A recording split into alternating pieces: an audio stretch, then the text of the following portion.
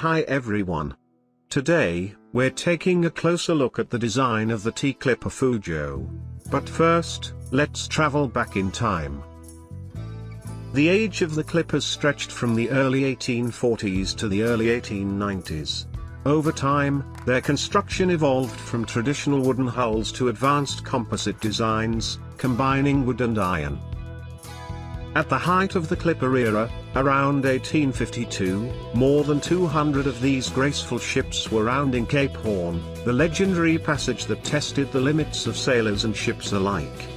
It was a time when the oceans were alive with white sails and fierce competition for speed and prestige.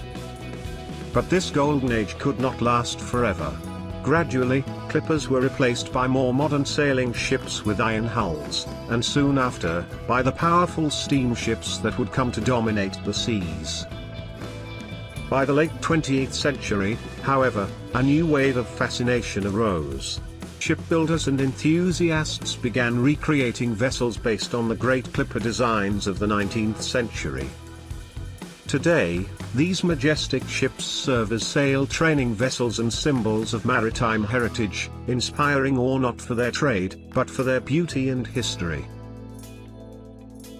What truly defines a clipper is its form and spirit. These were ships in the truest sense of the word, three-masted vessels, carrying square sails on every mast, built to chase the wind and outrun the horizon. The Foochow Clipper project was created in 1855. At the top left corner of the drawing, the inscription reads, "Proposed clipper for the China trade." This tells us that the ship never actually existed, it was a concept design, a project proposal created by a shipbuilder. Such plans were often drawn to demonstrate new construction ideas, to serve educational or competition purposes, or to present a theoretical design for potential ship owners. For example, British trading companies engaged in the China tea trade through the port of Fuzhou.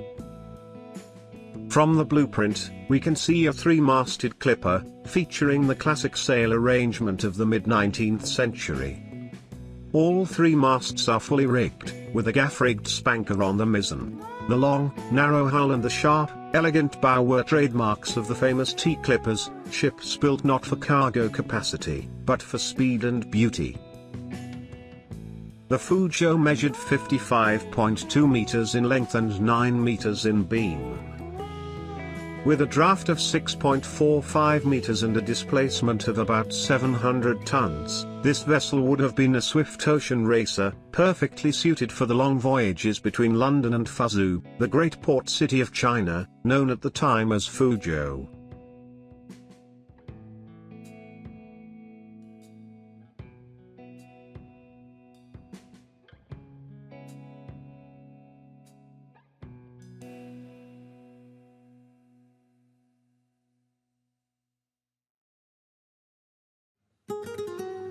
During the 1850s and 60s, the port of Fuzhou was one of the pulsating hearts of the global tea trade. From this very harbor, legendary clipper ships like the Ariel, Cutty-Sark, Thermopylae, and Fiery Cross once set sail for London, racing across the oceans in a fierce competition to deliver their precious cargo of fresh tea. But what was the scale of this operation? At its peak in this era, the port of Fuzhou was handling an immense volume of trade. Annually, it exported over 40 million pounds of tea. To put that into a modern financial perspective, the value of this tea at the time would be equivalent to hundreds of millions of dollars in today's money, making it one of the most valuable trade commodities in the world. The story of how Fuzhou became this tea epicenter is a pivotal chapter in Chinese history. For centuries, China restricted foreign trade. However, after the First Opium War, the 1842 Treaty of Nanjing forced China to open several treaty ports to foreign merchants. Fuzhou was one of them. Effectively, control and management of the port's foreign trade fell into the hands of Western powers, primarily the British. They established concessions, sovereign territories on Chinese soil, from which they managed the export of tea. Thus, a port with ancient roots was thrust into the center of a new and booming global trade, becoming the legendary starting point for the most famous sea races in history. The Foochow design, therefore, represents a typical concept of a tea clipper, a ship envisioned for that golden era of maritime speed, when every voyage was a race and every sail a symbol of human craftsmanship and ambition. The key economic engine behind the system of treaty ports, cities such as Fuzhou, Shanghai, and Hong Kong, was the opium trade. Here's how it worked. In the beginning, Europe traded with China, and paid for everything in silver. This created a massive outflow of silver from Europe to China. To balance this trade deficit, the British East India Company began importing opium into China, grown in Bengal, India. After the First Opium War, 1839 to 1842, and the signing of the Treaty of Nanking, China was forced to open 5 treaty ports. Foreign merchants gained the right to live and trade in special districts known as concessions, zones that were governed by their own foreign laws and authorities. This effectively made the opium trade legal within those areas. A new exchange system emerged, tea for opium. British trading ships brought opium from India to the Chinese treaty ports. There, the opium was sold to Chinese merchants for silver. With that same silver, foreign companies purchased Chinese tea, silk and porcelain for export to Europe and America. Thus, the legendary tea clippers, such as the Cutty Sark, represented only the clean and romantic side of this global trade.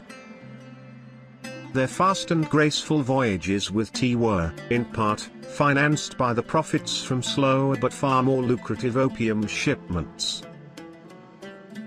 In the end, the operation of these foreign concessions and the expansion of the trade led directly to the Second Opium War, 1856 to 1860, a conflict that reshaped China's ports and its place in global commerce. And now, I'd like to show you the historic clippers built for trade with China during those years.